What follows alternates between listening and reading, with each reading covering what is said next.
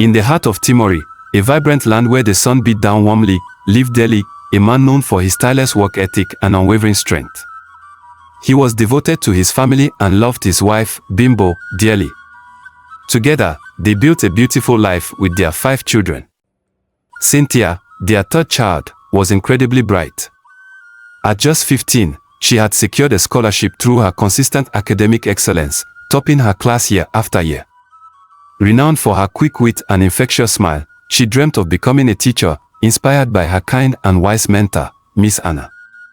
Life used to be good for Deli, happy and bright like the midday sun. But then, things turned bad, like a storm cloud rolling in to cover the sunshine. A business deal he made went completely wrong, way worse than he ever imagined. He ended up owing a lot of money, more than he could ever hope to pay back. He felt like he was stuck in a deep hole, the sides getting steeper all the time. Deli tried his best to climb out. He went to his friends and family, people who knew him and liked him, and asked them to lend him money. He thought that maybe if he could just get a little bit more, he could turn things around. But it wasn't that easy. No matter how hard he tried, things just kept getting worse. The people he owed money to wouldn't leave him alone. They kept coming to his house, demanding their money back. Deli felt so ashamed, like he had let everyone down. He hated that he couldn't take care of his family, that he was the reason they were all suffering. One of the people Deli owed money to was Mr. Alofa. Now, Mr. Alofa was a rich man, richer than most people in the village. But he was also a bit strange. He liked to spend his money on fancy things and show off how much he had. He also liked to get married a lot. He already had 7 wives, but it seemed like he wanted another one. Deli was getting worried. He tried everything he could to come up with the money he owed, but it felt impossible. He was so desperate he felt sick to his stomach. Finally, he decided to do something he didn't want to do. He went to see Mr. Alofa, the rich man he owed a lot of money to. Deli's heart pounded in his chest as he walked up to Mr. Alofa's house. He wasn't sure what to expect. When he saw Mr. Alofa, Deli didn't feel any better. Mr. Alofa was an old man, much older than Deli himself. He seemed grumpy and mean. Deli explained his situation, his voice shaking. He told Mr. Alofa how sorry he was and that he would do anything to pay back the money. To Deli's surprise, Mr. Alofa didn't yell or get angry. Instead, he made a strange offer. He said he would forget about the debt if Deli agreed to one thing. Deli's heart jumped a little bit in his chest. Maybe this was his way out. But then Mr. Alofa explained what he wanted.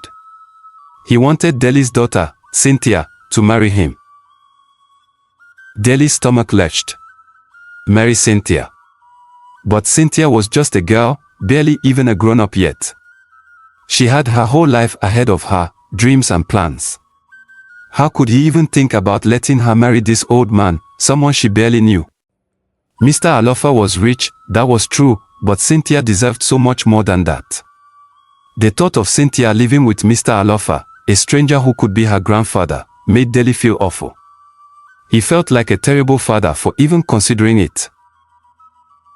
But what choice did he have? If he didn't agree, how would he ever repay the money?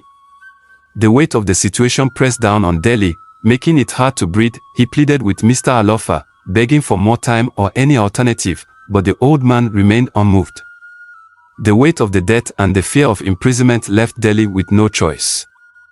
He made the agonizing decision to sacrifice his daughter's happiness for his family's survival. When Deli got home and told his wife, she was devastated. Tears streamed down her face as she argued with Deli. "My husband, can't we beg him to give us more time to get the money than giving our teenage daughter to him for marriage? I have tried everything, begged and begged, but he refused. He said he has given me enough time to pay his debt, but my wife, look at his wives, they all seem happy and well dressed always. I am sure our daughter will not suffer. He will take care of Cynthia. Cynthia will be safe with him. Her future is secure."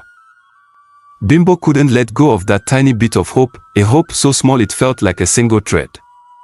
In her heart, she desperately clung to the belief that somehow, everything would be okay. She pictured Cynthia coming to visit them, all dressed up in fancy clothes and wearing sparkling jewelry, looking happy and content. But deep down, a different feeling gnawed at her. It was a feeling that came from being a mother, a feeling that told her the truth she didn't want to admit. Even though she tried to imagine Cynthia being happy with this old man, something inside her just wouldn't let her believe it. It was like a scream in her head, a scream that said this wasn't right, this wasn't how things were supposed to be. But Bimbo pushed that feeling down, locked it away in a tiny corner of her mind. She couldn't bear to think about the other possibility, the possibility that terrified her the most.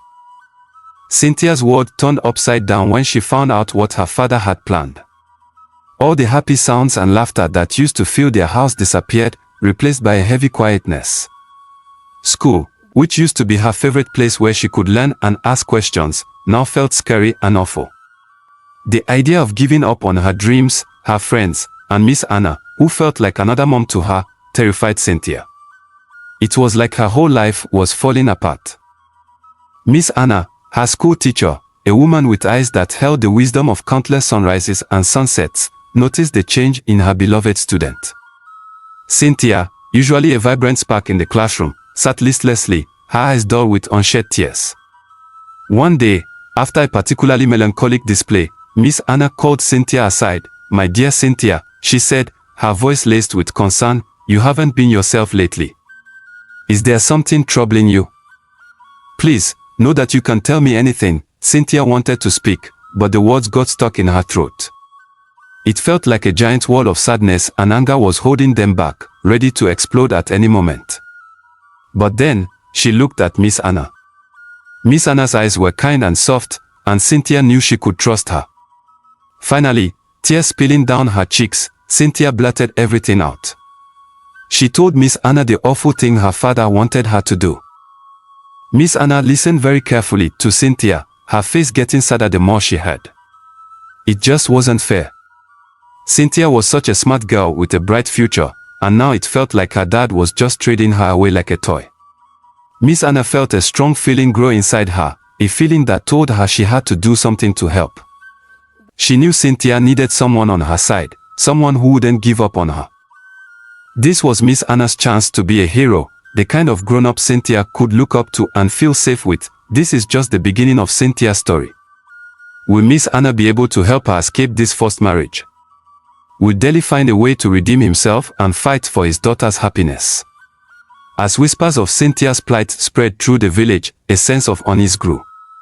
Will tradition and social pressure force her to submit to her fate, or will she find the strength to defy the odds and pursue her dreams? Cynthia's story made Miss Anna's heart feel heavy like a big rock was sitting on it. Miss Anna knew she had to help her student. After school ended, she went to see the school principal, Madame Udo. Madame Udo was a kind and wise woman, and Miss Anna knew she could trust her. "Madame Udo," Miss Anna said quietly, "there's something important I need to tell you about Cynthia." Miss Anna explained everything about the death and Mr. Alofa's awful offer. Madame Udo listened carefully, her face getting serious as she heard. "This is terrible, Miss Anna," Madame Udo said finally. "We can't let this happen to Cynthia." Together, they came up with a plan. They decided to go see Cynthia's father, Deli, and try to talk him out of this bad idea. After all, maybe he just hadn't thought things through clearly. So, after school was finished for the day, Miss Anna and Madame Udo walked together to Deli's house, hoping they could reason with him and save Cynthia's future. "Mr. Deli," Madame Udo began, "we understand Cynthia is your daughter first and foremost, but she's also one of our brightest students. Her scholarship is a testament to her hard work and potential. We've noticed a change in her lately, a sadness that affects her focus in class. We are concerned. At 15, she's far too young for marriage, especially to someone so much older." Deli's face hardened. "Do you think you love my daughter more than I do? I carried the burden of raising her. It was my decision, and I won't have you question it, sir." "With all due respect," Madame Udo pressed, "tradition can't come at the expense of a child's well-being. There are other ways." Deli cut her off, his voice laced with anger. "This conversation is over. Leave my house." Miss Anna and Madame Udo left Deli's house feeling sad and disappointed. Cynthia, who had been peeking out the window, saw them go and her heart sank even lower. She felt scared, like a trapped animal. A little while later, her father came back and locked the door to her room. Cynthia felt like everything she cared about, school, her friends, her dreams, was disappearing further and further away. Miss Anna and Madame Udo walked away from Deli's house feeling worried about Cynthia. They just didn't think it was fair that Cynthia was being forced to do something she didn't want to. But they weren't going to give up on her. They knew of a special place in their town called a child protection agency.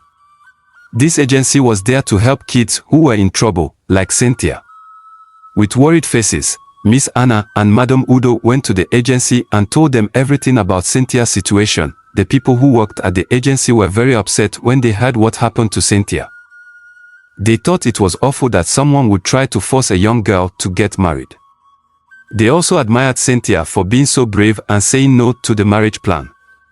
Her story touched their hearts, and they knew they had to do something to help her. News of Cynthia's plight spread like wildfire through the village. Whispers of support turned into murmurs of outrage. The community, initially silent, began to question the proposed marriage.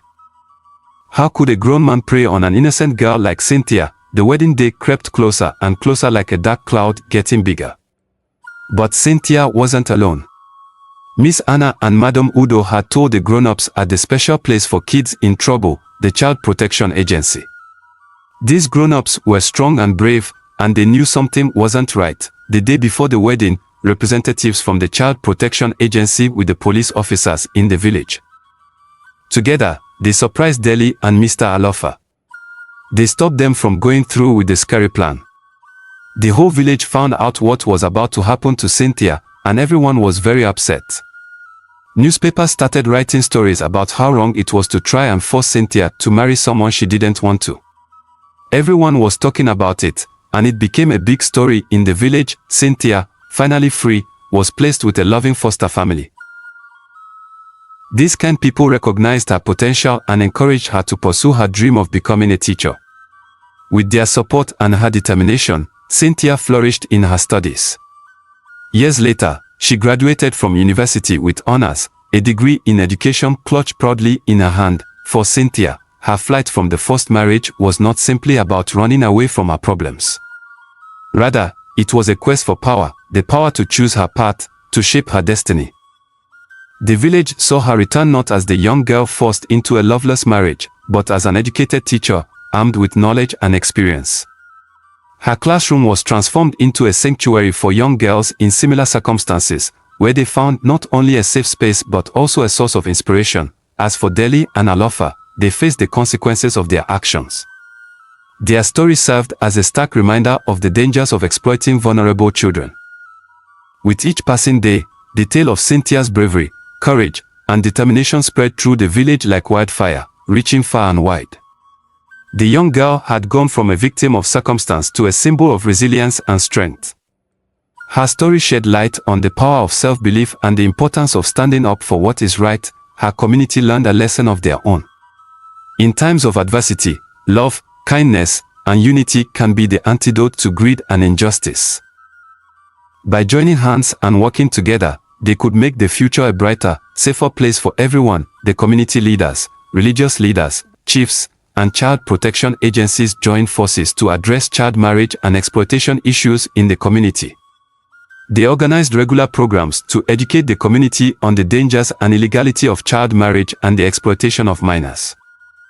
They promoted girls' education and created safe spaces for girls and young women to share their experiences, access resources, and receive support.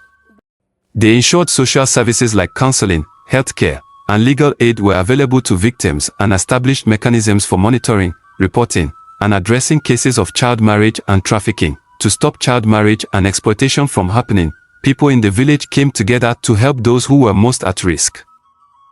They made it their mission to understand the reasons why these things were happening, such as poverty, unfair treatment of women, and old beliefs that did not help people. To give those in need a hand, programs were started to teach families about money management, help them find jobs, and offer small loans to get them on their feet. This was all part of a bigger plan to give people the support they needed to stay out of trouble and make their lives better. Cynthia's tale, a shining example of courage, perseverance, and determination, would live on for ages, serving as a light to guide the village and its future generations. Her story showed that, even in the darkest of times, the human spirit can shine bright, and that standing up for oneself and fighting for what's right can lead to incredible things.